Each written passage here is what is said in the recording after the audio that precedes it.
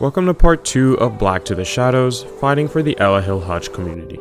In part 1, I met with James, the director of the community center, who showed me all the amazing work that happens at Ella Hutch. And I learned how crucial of a role it plays towards preparing the next generation of youth living in this area for success. Now in part 2, I sit down with James and have a serious conversation about the realities of running a community center that sits on prime real estate. From the heartbreaking stories of what happens to people who don't get help, to the things the government does to make their lives difficult, it opened my eyes on what's really happening behind the scenes. Watch on as I slowly learn about the disconnect between what the city claims to prioritize and the actions they take towards minority-led organizations such as Ella Hutch. Right. It kind of reminds you of just how things are either forgotten or it didn't look this nice though. I just did this. I put these floors in. I put these plants up. I turned this color. You know, it didn't look this nice. Yeah. Do you mind maybe the keys like? It didn't look this nice, but So what we thinking about now is kind of convert it and have a space where we can do some healing and some mental health. Yeah. Okay. I like that. I like that a lot. Cool. So I think that gives us a great transition point right now to kind of talking a bit more of the serious parts of this community center, specifically the challenges, the lack of either appreciation or visibility. What would you say right now is like the biggest challenge you guys are facing as a community at this point? I mean, the challenge is always been funding. So the funding piece of it is always a big challenge. It's trying to make sure that you are being seen and your work is being recognized. And it's hard right now when you, especially with the climate of everything that's going on right now. There's so many cuts that's happening, and then it's just the politics of it all. When I came into this work, my whole purpose of this work was to do the work. I'm not a politician. I tell everybody all the time, not a politician. Don't ask me to do something if you really don't want it done. So especially when you start talking about taking care of community. At the end of the day, man, it's like, don't ask me to take care of community if you're really trying to keep them in a box. My community doesn't function like that. That's not how you work with community. That's not how you build a community. That's not how you bring resources to a community. Our community, sometimes you just have to go outside the box. You got to meet them where they at. It's not always, come in, fill these papers out, do this, and you're gonna get all this. If a young lady come up in here, she say, hey, you know what? I'm having some domestic violence problems. My mate is beating me up at home, and I just need to get out of there. I don't want to have to take her through, and this has happened many times. Or like a paper. I don't want to have her sit down and fill out a bunch of papers. You know what I ask her? What do you do? I say when you need to go. She said, I need to go today. I said, let's find you a hotel room. Let's get this figured out. So I would put her up in a space and, let her stay there for a few days and let's get it figured out. Until we can get her the support she needs. So it ain't about, I had a young lady come in one time, she was like, everybody call me Unc in the community, right? You come through, I tell everybody all the time, you come through, you ask for James, you come and ask for James, nobody know who you're talking about. I didn't know that. Exactly. I didn't get the memo. Okay. Exactly. Now you come through, you ask for Uncle Stank, everybody know who you're talking about. Okay. But I had a young lady come through one time, she was like, Uncle Stank, I need she said, I need to move. She said, I got a job. She said, I work, She said, I got a couple of kids and a husband. She said, but I just can't afford to rent in San Francisco. She said, but I have to work in San Francisco. She said, but, the reality is that, I live in my car. Me, my husband, and my 2 kids. I said, I thought you stayed, I knew she was. I said, I thought you stayed with your mom. She said, oh, no, I can't stay with my mom. We go in there, we pull up in her parking lot, go in the house, take a shower, and then we have to go right back out to the car. I didn't ask her the reasons why. But anyway, long story short, she said, our job, I said, well, how much can you pay rent? Then she gave me a number. I said, well, this is what you have to do. You do the footwork. You go find you a spot. You tell me how much it is, right? You already told me what you can pay. And then, and so what we did was what we call a universal income.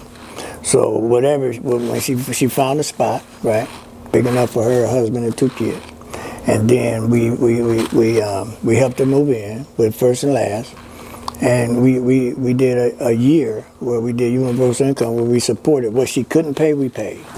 So it was it wasn't much, $1,000 more than what she could afford, but for that whole year.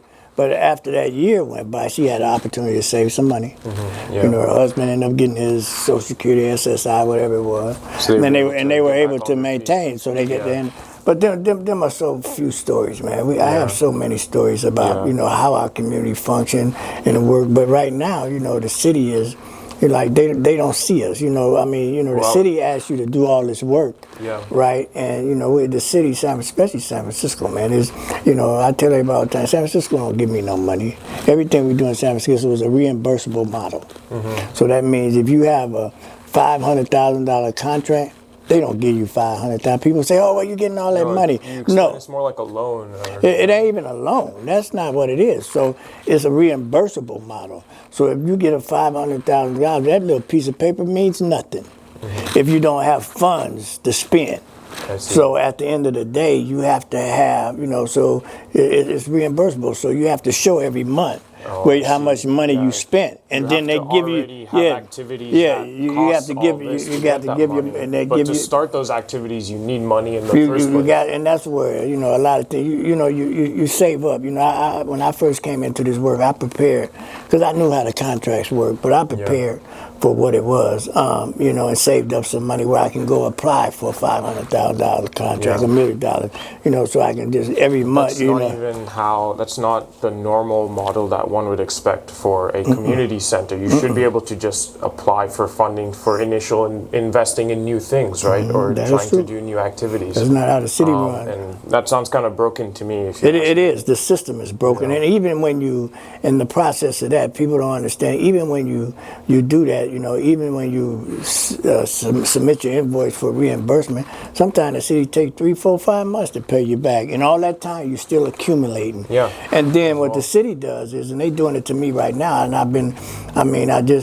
am so disappointed in my city and my community in so many ways, is that what the city does is they give you, when we first started, the Mayor London Breed and started this initiative, Dreamkeeper Initiative, where, after George Floyd and them, they invested like $60 million into black communities. And, and it was, when they did that, it was to find small organizations like mine to help remove the red tape and get the money into the communities. And, the latitude for all that was just like, let's let the directors and the CBOs and the community make them decisions, right? So all that was fine and dandy for the first few years. And then when the election came around, it was like, oh, okay, well, everybody need to get back in the box. Get back in the box, because if you're not in the box, we're going to come after you. Because, the things that we asked you to do, now we want you in the box. So I'm getting beat up for the things that they already asked me to do and how to do it and to make the decisions on how to do it. And, now it's about get back in the box. So now you're not in the box, so you're going to get penalized for that. And that's what they're doing now. They're penalizing me. It seems quite sneaky to me to kind of paint this amazing funding and money opportunity as just a way to actually put you in a vulnerable spot. Yeah, and that's exactly what it was. Somebody told me a long time ago, he said, that's a setup. I said, it can't be a setup. He said, yeah, that's a setup. Because at some point, somebody's gonna call everybody on that. And that's when the election and all that came, and that's what they went after. Just strictly that. It's like how are you guys serving? But we did something that was so amazing, and I think this is what really got the city mad, because they didn't really want to see it. But we brought in 90 HBC units to San Francisco. We were finna do a satellite here, and in that process, we had 90 students that came in, had a beautiful summer. We had a beautiful summer. HBCU students from all over. They created their own community. Is where? Historically black colleges. They were all over. Howard has some, Morehouse, Tuskegee. So it was students from all over. And we came and we housed them and put them up at USF in one house. Then we had a couple other spaces. But the reality is that we did workshops. They worked for the summer. We had like 10 law students that wouldn't work for the city attorney. And in that process, you know, they built a whole community. And, you know, the city attorney, I throw this out there, city attorney is the one that asked me to bring the law students from Howard. I didn't even know who they were. They had went out there, picked them themselves. And them same city attorneys is penalizing me right now for doing that to other students. But it was okay for me to do it for them. Yeah, I mean, but then as soon as I do, oh well, you can't be having travel. But you asked me to travel. You asked me to pay for your young people to travel. Yeah. You know, I didn't have pride. I joined the young people 100%. They were with me more than it was. But it was just like, these are the things that happens in the process of the politics, and now get back in the box. You know, like, you know, and somebody said to me the other day, you know, it's just like that. I have a friend of mine I work with, she said, you know, she's writing a book now. We're going to call it Black to the Shadows. Yeah, you were telling me about that. Black to the Shadows. You know what I mean? Yeah, because when you went the concept black, of, you know, you want, you know, black people come out of their shadows, they show who they are, they express themselves and start to make an impact or gain power in the community, but the outside people want to push them back into those shadows. You're better off. You're better off in the shadows. So it's like, soon as you start exposing and show that you have growth, then it's like, here we come. Then you start seeing the bias and the racism that come out. You know, I'm born and raised in San Francisco. Ain't nobody can tell me nothing about San Francisco. I've been on both sides of it. And at the end of the day, it's just like, you know, like I always say it all the time. I say I'd rather be down south where people let you know they don't want you there. Because San Francisco is not liberal it's not as liberal as people think it is. Yeah, I know. No, it's very. All you have to do is it's so blatant. All you have to do is look at the communities. All you have to do is live in San Francisco for 6 months, and you realize it's not as blue of a state. Oh, without a doubt. As a city. Without a doubt. It's a lot more white and white privileged or white 100%. 100%. You know, I feel that. And I'm sure everyone who's a person of color living in San Francisco also feels that. Oh, without a doubt. I tell everybody, you know, when you go to places like Hunters Point and Sunnydale, and even, you know, we call them OC over in the Fillmore over here, you know, it's like a third world country. You know, and these just like 4-block radius of housing complexes, but, you know, the way they neglect them and what you see up in there, you'd be like, wow. And this San Francisco is supposed to be one of the richest cities in the world. I know. You know, come on, rent. You know, you know, shit. The average 2-bedroom home costs you almost $1.5 million. You can't buy a home in San Francisco for less than $1.5 million. They ain't got nothing. The only thing you give for less than $1 million is a garage. But it's funny because 2 blocks away from that $1.5 million house is, you know, a house like the Tenderloin, where people are, you know, poor, or people, you know, a lot of really bad stuff goes on there, and, you know, you see the politicians talking about cleaning up the city, you know, fixing the area. But, you know, if they're very scrutinizing on community centers like yourselves, I think they're missing out on the funneling of, you know, you need to stop things at the source, or you need to stop things from happening where you create people entering into that, you know, into those zones, you know. And it seems like they don't understand that concept of, you know, if people in this community don't have this center to help them, they might end up in the Tenderloin in 10, 15 years. 100%. As a matter of fact, it's funny you just said that. I'm going to give you 2 incidents that just happened. This when they stop funding me in certain areas. And, you know, I had a young man come through the other day, this happened about a month ago. He came through the other day, saying, "Uncle, I need a job." I said, "Man, they just cut my funding, man. The workforce piece." I said, "Give me a couple of days. Let me figure something out." You know, shit, 2 days later, you know what?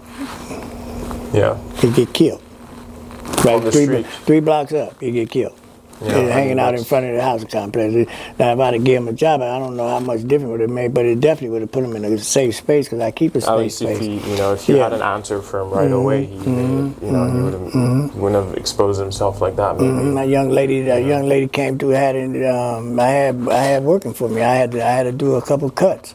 You know, I regretted doing it, but at the end of the day, you know, I didn't have no choice, and she was, you know, partially part-time there, so, but at the end of the day, it was like, you know, next thing I hear from her is she's sleeping down by the Tenderloin in a hotel down there. I was like, wow, so this is what you're talking about at the end of the day. At what point, you know, do you stop the train wreck? At what point do you say, okay, well, if we work with them from here, then they're not on the pathway to the Tenderloin, or they're not on the pathway to prison. Or they're not on that, they actually, like I said, I got 100% college graduation rate. My kids trying to go to college, but San Francisco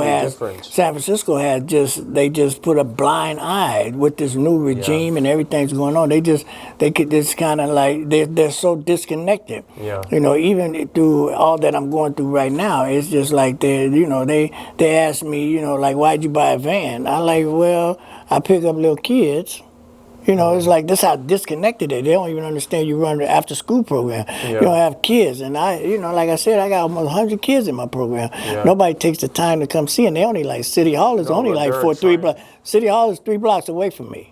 Yeah, and they're trying to ask you, why are you buying a van, and trying to use that as a way to show that you're misusing funds. Yeah, exactly, exactly. Well, why you buy kid books? Because the kid books that you bought belong to the director that used to be here. So, but who else am I supposed to buy books for if it's not somebody that inspires my kids that she's seen growing up? Yeah, you're telling the conflict of interest. It's the conflict, bring up, right? Yeah, that exactly. You're someone who worked here. Exactly. That doesn't make sense to me. I mean, at the end of the day, man, it really like there you go going back in that box again. Yeah. But let me tell you this. At the end of the day, the white organizations and the other organizations, they don't have what they do with them is they bring them and give them support. Oh, well, you short staff, we need to get you some support up there. You need some training, let's get you some training up in there. Or you need this. First thing they do with me is, we're going to cut your contracts. I say, well, at least have a conversation with me. Don't just throw out these optics and say, okay, but James, this is what y'all got going on. You throw out the optics. Well, they bought some books. They paid for Cornell West to come. But at the end of the day, don't throw them optics out there, because that benefited everybody in my community. Mm-hmm. That's what you all asked me to do. Yeah. So, but at the end, it's just, they take me from being down here, never had an infraction in 20 years, to, we're going to cut your contracts because you shouldn't have did that.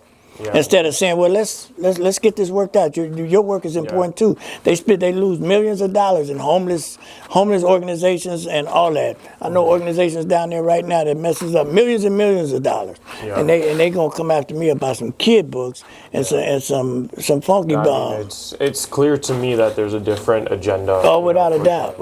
They take me to from being like no infractions to having a few infractions. Oh, well, we're cutting all your contracts. Yeah.